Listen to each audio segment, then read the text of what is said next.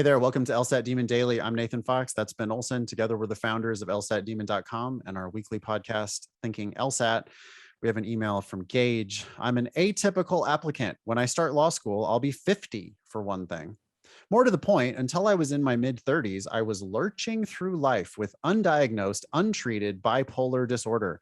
Finding the right treatment regimen didn't happen until my early 40s, so my undergraduate GPA is not impressive. It's something like a 2.8, and I do not have a glittering career path to compensate for it.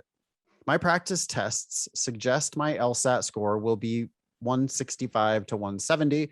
So I'm guessing admissions people will be wondering why there's such a discrepancy between my GPA and resume and the ability my score suggests. The only way I know to answer these questions is by disclosing my bipolar disorder. But I'm wondering if that's a terrible idea, giving them an easy reason to reject me. I've been consistently on an effective treatment plan for about 7 years. I am confident that I'll be able to manage the workload and thrive, both in law school and as a lawyer. I just don't know the best way to tell them who I am. Thanks, Gage. I don't love it. I don't think I would talk about it. Instead, I would just say, why do I you think even my LSAT you're score. protesting too much? Yeah. But you could say, yeah. Gage, they're going to admit you or deny you based on your LSAT and your undergraduate GPA. 95% of that's like the only things that matter are what they have to report to the world. They don't have to report how old you are. They don't have to report your resume. They have to report your LSAT and your GPA. If you show up with the right LSAT, they're going to be interested in you. And they're not going to care how old you are. And they are going to care that they have to report your 2.8 to the world. That they're not going to be thrilled about.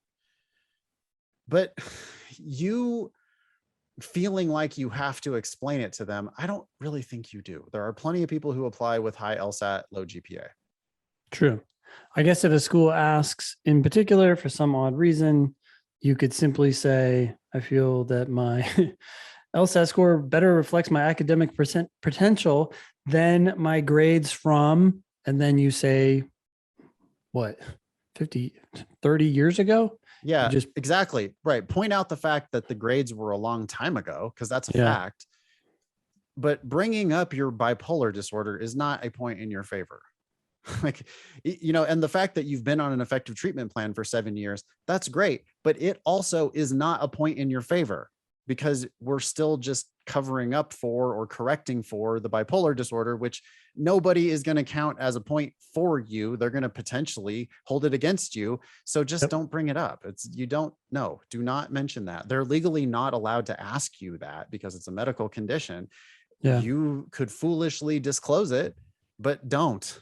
There's plenty of reasons why you might be 50 going back to law school. Like, what if you raised your family or something? Yep. That's fine. Don't worry so much about your resume. You know what you really should be worrying about, Gage? You should be worrying about your LSAT score. Like 165 to 170, that's great. Can you do even better? Because if you made that a 175, then you're going to become a slam dunk at almost every school. Yeah. Yeah. Don't worry about your addendums. Worry about your scoreboard. That's exactly. That's what everybody needs to just shut up about everything. I mean, and we're complicit because we talk about all this stuff because we answer people's questions. But let's be honest, it's driven by numbers. The LSAT and GPA ranges on all the 509 reports for every single school are super narrow. Yeah. And so the only thing that you can really control is your LSAT. And all this other stuff is worrying about stuff that you can't control anyway. Yeah. So instead, get a couple more LSAT points instead of all this stuff. Thank you, Gage. Email daily@lsatdemon.com if you'd like to ask us a question or share some LSAT or law school admissions news. Thanks for listening.